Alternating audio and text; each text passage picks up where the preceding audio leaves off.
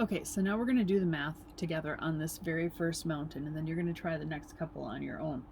And you'll have multiple attempts at this, so don't panic. If you're really confused, you should come on and ask for help, and I'll literally work through it with you. The other thing I'm going to tell you is if you look at the bottom of this page, there's a PDF of this worksheet that's the Adiabatic worksheet. You might want to have scratch paper to do this, but if you have the access to a printer, you could actually print this off and fill it in and then come and put your answers on here. And that's what we would do if we were in school. We would actually be doing this on paper, and then I would actually have you submit it here. So we're just doing the submission here. But if you want to print it, if you're at home and you're not in class, then yeah, go ahead and print it if you have the ability. Otherwise, you just need a piece of scratch paper. Probably going to be the easiest thing. Count how many places there are, up to the top and then down this side. And then, actually you're going from 0 to 10,000 feet. You can figure that out pretty easily. And then notice that clouds start at 5,000 feet. So you could actually draw out your numbers. I'm going to do this with you right now. So what I want to look at is as we go up the mountain, okay, we are going to lose 5.5 degrees. Once I get to this point right here, now we've had clouds form. Once I hit this one right here, now that's no longer dropping at 5.5 degrees because now we've had condensation occur, which is releasing some heat.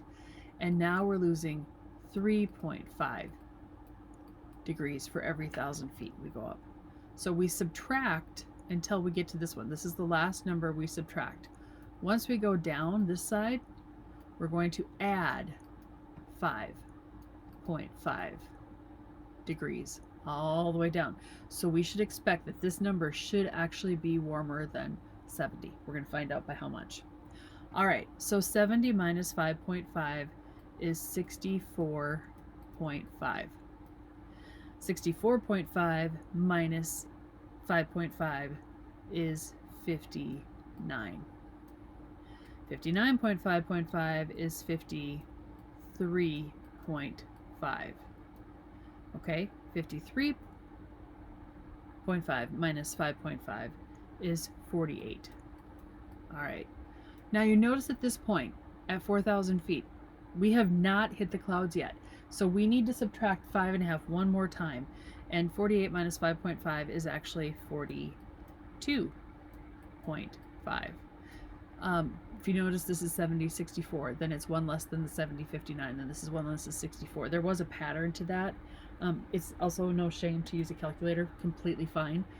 It's late enough that I'm making sure that I'm not messing up, so I am using my calculator. Now, this number right here has hit the clouds. So we have condensation occurring, which means we're subtracting by 3.5. So now we're going to subtract 3.5, and we're going to get 39. 39 minus 3.5 is 35.5. Minus 3.5 is 32. Minus 3.5 is 28.5. You'll notice every other one should be a 0.5. Minus 3.5, because now we're going to get to the top because we haven't hit the top yet, so we're still subtracting, and that is 25. Okay, now we've reached the top, and you're going to notice that while we were in the clouds, we didn't cool nearly as fast, and that's the point. Now we're going to be adding, we're going to be getting warmer. So we're going to, from that 25, because that's the last one, we hit the top. We're no longer cooling. Now we're going to be warming as we come down the east side of this mountain. So now I'm going to add 5.5 all the way down. So we're at 30.5, and then we're going to add another 5.5, and that's 36, and then 41.5, and then it would be 47, and then it's going to be 52.5, and then 58, 63.5, and then 69, 74.5, and 80. You're going to notice on this side of the mountain, it's 10 degrees hotter than over here. Look at that. So one of the things you need to be paying attention to is that when you're on a mountain, there's actually a dry side and a wet side, because as the water gets forced up the side from whichever way the wind is coming, usually from where we are at our latitude, it's west to east. And so in our case, the west side would be the wet side and the east side would be the dry side.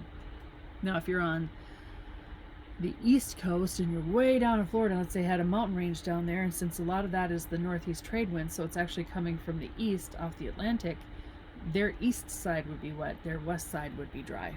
But we're really talking about what's coming at us, so for the most part, but watch your math, because I can just change sides on you. Now let's answer these questions in here. Okay, right here at 70 degrees at 0, is this wet or dry? Well, that is our dry adiabatic rate. At 4,000 feet, we have not hit the clouds yet. It's still dry.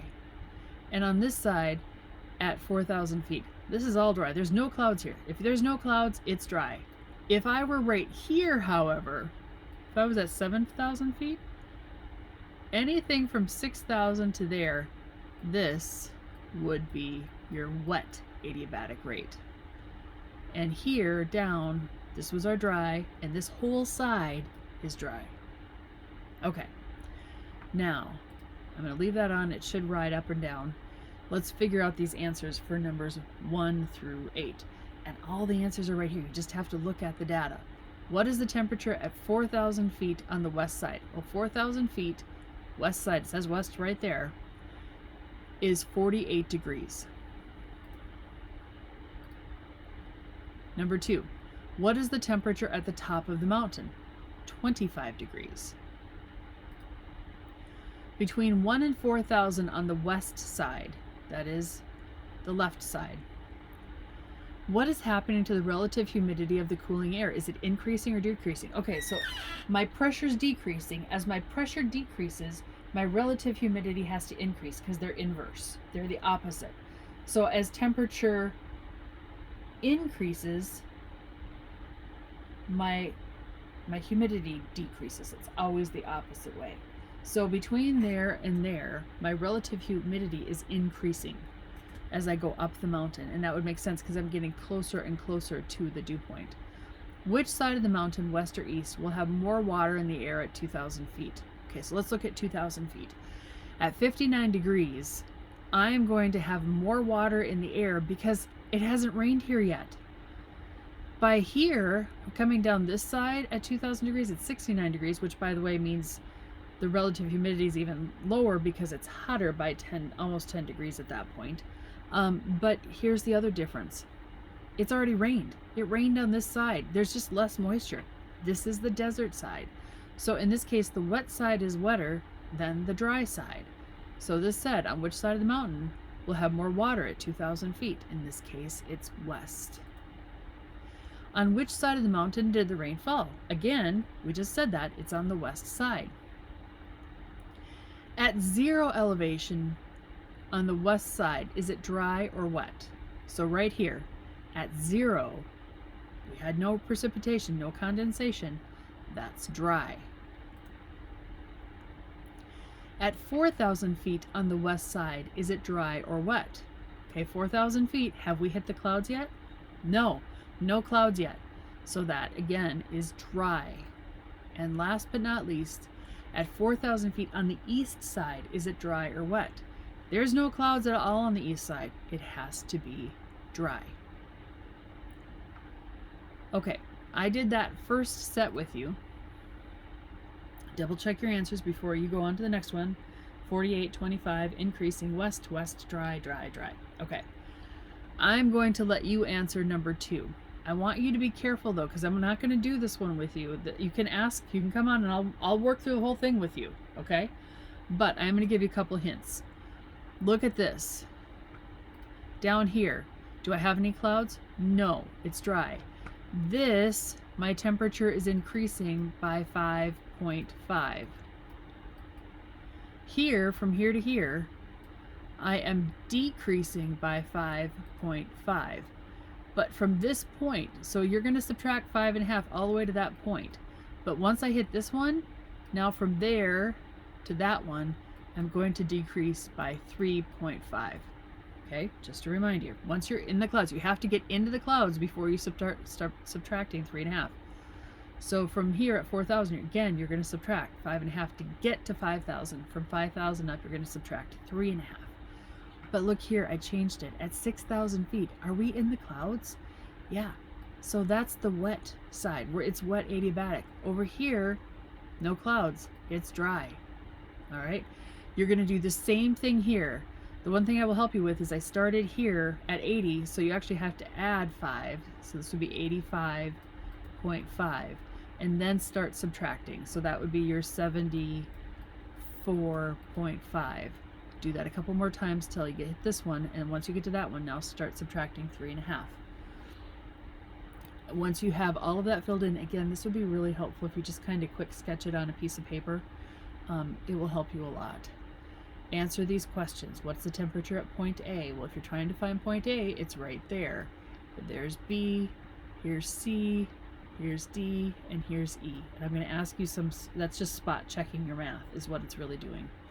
So answer those questions just like we did on the other one.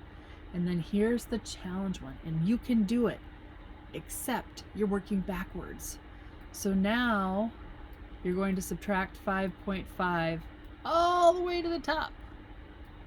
And then you're going to add 3.5 until you get to this one. And then you're going to add 5.5. So be careful with this one.